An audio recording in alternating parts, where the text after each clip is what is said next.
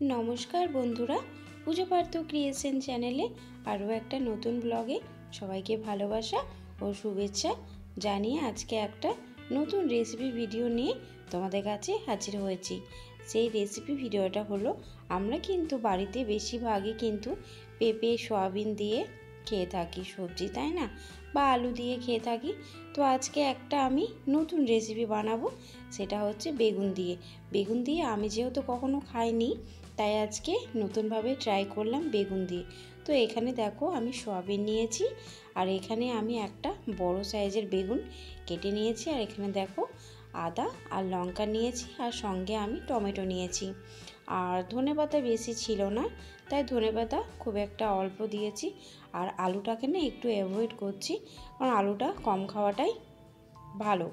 তো চলো, তো আজকে যেহেতু বৃহস্পতিবার, সেই জন্য এই রান্নাটা আমি ঝটফট করে সেরে ফেললাম। আর রেসিপিটা খেতে কিন্তু খুব ভালো হয়েছিল।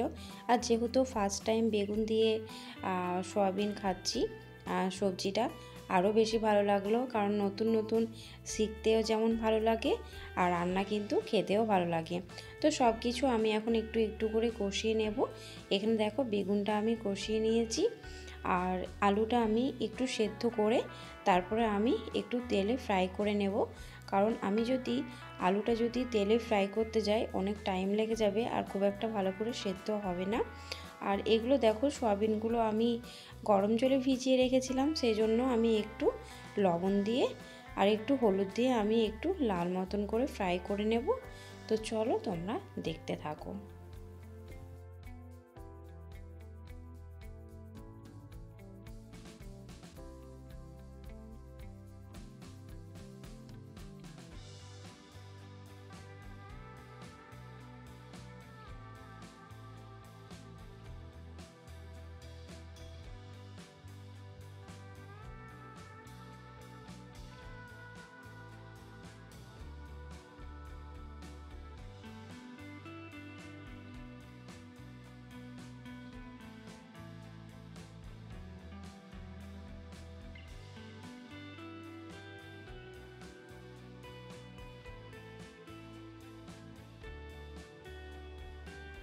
তো ভালোভাবে টমেটোটা কষানোর পর এখন দেখো মশলাটা আমি পেস্ট করে রেখেছিলাম, সে পেস্ট মশলাটাও আমি দিয়ে দিয়েছি।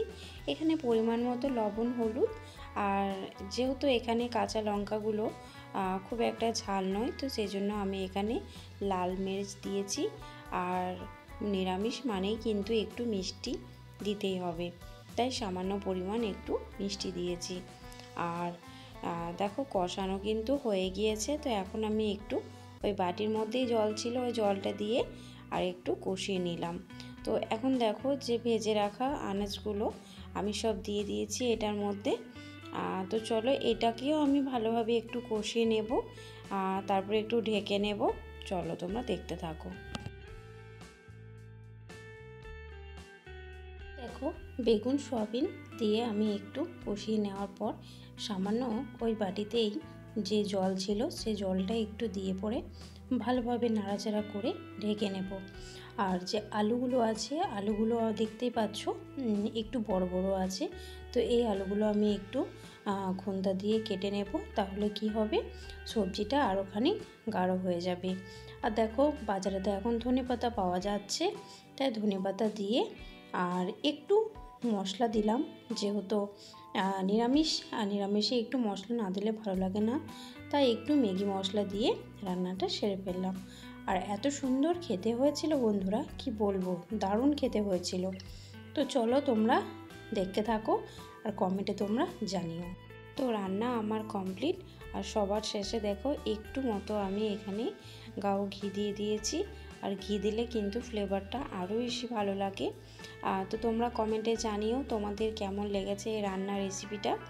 আর ভালো লেগে থাকলে একটা লাইক, শেয়ার, কমেন্ট এবং সাবস্ক্রাইব করে পাশে থেকো। তো চলো দেখা হচ্ছে আগামীকাল নতুন কোনো রেসিপির সঙ্গে। টাটা।